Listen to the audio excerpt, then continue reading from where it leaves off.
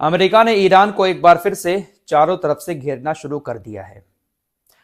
यह बात तो तय है दोस्तों कि आज नहीं तो कल अमेरिका इजराइल ईरान के साथ जंग जरूर करेंगे, क्योंकि पूरी दुनिया के अंदर सिर्फ इकलौता इस वक्त ईरान ही नजर आ रहा है जो अमेरिका और इजराइल को पलटकर जवाब दे रहा है। बाकी सारे देश अमेरिका इजराइल के सामने घुटने टेके हुए हैं।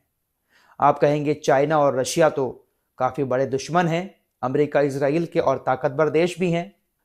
दोस्तों अगर लॉजिकली देखा जाए ना तो चाइना और रशिया जैसे देश अमेरिका के साथ कभी जंग नहीं करेंगे और ना ही अमेरिका इन देशों से जंग करेगा। मुझे तो ऐसा लगता है कि रशिया, चाइना और अमेरिका जैसे देश मिलकर पूरी दुनिया को बेवकूफ बना रहे हैं। जहां एक तरफ अमेरिका तमाम दुनिया के देशों से कहता है कि अगर आपने रशिया का तेल खरीदा तो हम आपके ऊपर 500% टैरिफ लगा देंगे, भारत को भी धमकी देता है। वहीं दूसरी तरफ अमेरिका और रशिया के अधिकारी, अमेरिका रशिया के नेता एक दूसरे से मुलाकात भी करते हैं।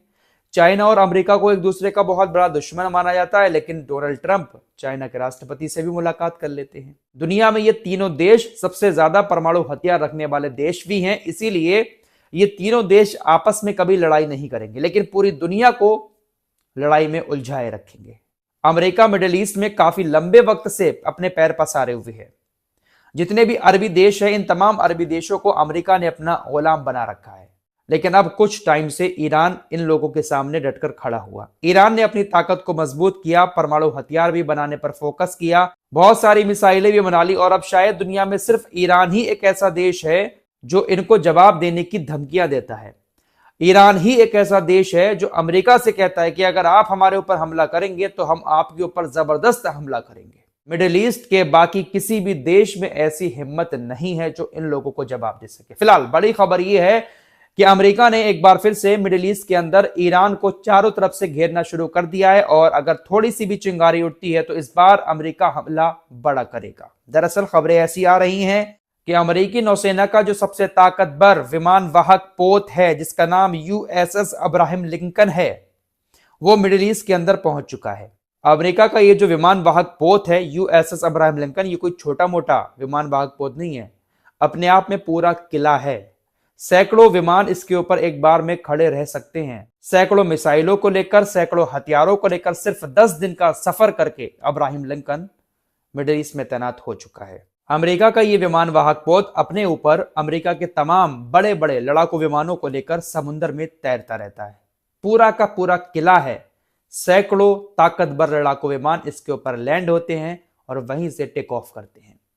इसीलिए इसको काफी ताकतवर माना जाता है कि यह समुद्र के किसी भी कोने में पहुंचकर किसी भी देश के खिलाफ अपने मिशन को अंजाम दे सकता है, क्योंकि लड़ाकू विमान समुद्र में तो लैंड कर नहीं सकते, इसलिए ऐसे विमान वाहक पोत होते हैं समुद्र के अंदर। लेकिन अमेरिका का ये काफी ताकतवर विमान वाहक पोत माना जाता है। अमेरिकी नौसेना ने अपने इस विमान वाहक पोत को समुद्र में ऐसी जगह पर खड़ा किया है कि अगर वहां से मिसाइलें फायर की जाती हैं तो ईरान के किसी भी कोने में वो जाकर गिर सकती हैं। तो इस तरह से अमेरिका ने समुद्र के जरिए ईरान को घेरने की कोशिश की है।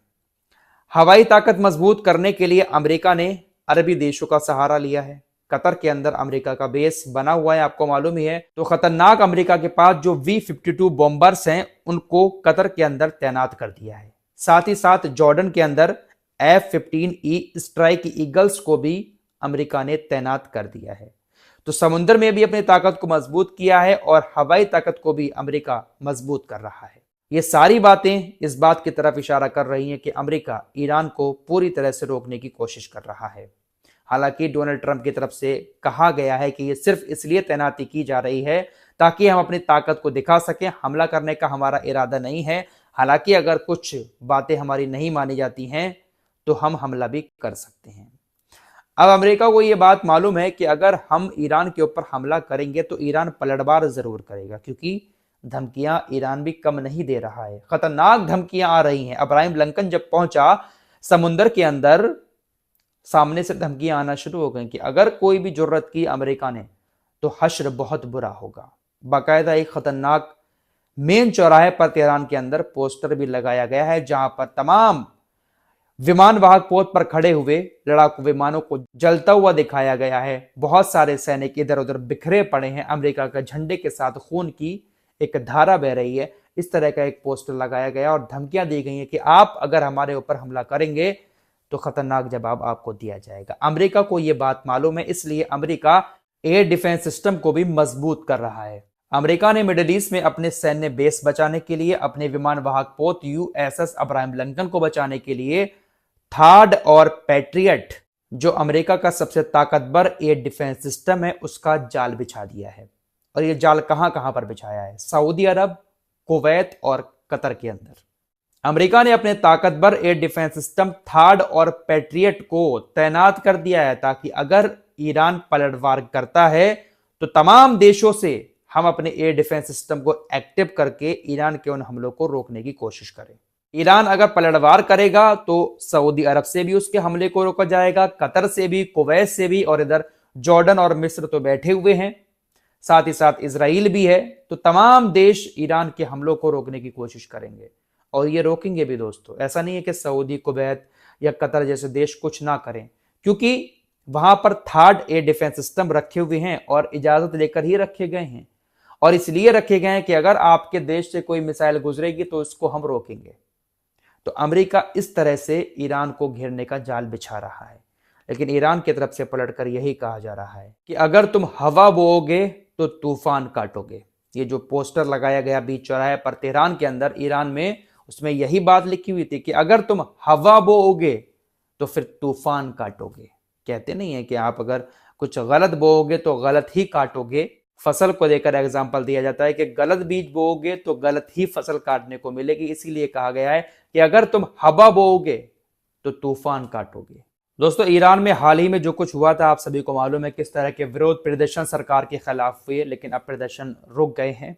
ईरान की सेना सड़कों पर उतरी और विरोध प्रदर्शन खत्म हो गए। अब ईरान को लेकर एक बहुत बड़ा दावा किया जा रहा है। ईरान के अंदर जो विपक्षी मीडिया है, सरकार के खिलाफ जो मीडिया बोलता है, उसकी तरफ से यह दावा किया जा रहा है कि 8 और 9 तारीख के बीच में ईरान के अंदर तकरीबन 36,000 लोगों को आईआरजीसी ने मार दिया।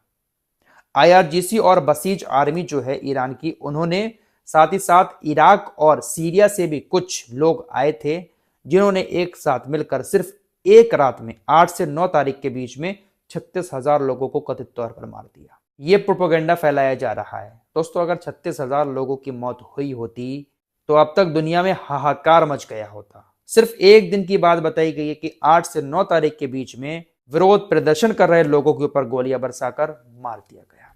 ईरान के अंदर मौतें तो हुई हैं दोस्तों, लेकिन इतनी मौतें नहीं हुई जितना आंकड़ा बताया जा रहा है। तो इस तरह के प्रोपेगेंडा के साथ ही दुनिया को बेवकूफ बनाकर अपना काम निकाला जाता है। फिलहाल ईरान इस वक्त सबसे ज्यादा अमेरिका इजराइल की नजर में खटक रहा है। आज नहीं तो कल ईरान की एक छोटी सी भी मिस्टेक ईरान के लिए काफी मुसीबत पैदा कर सकती है, और अमेरिका इजराइल इसके लिए तैयार बैठे हैं। इस रिपोर्ट में इतना ही। कुछ और खबरों के साथ फिर हाजिर होऊंगा। अपना ख्याल रखिएगा। अल्लाह हाफिज।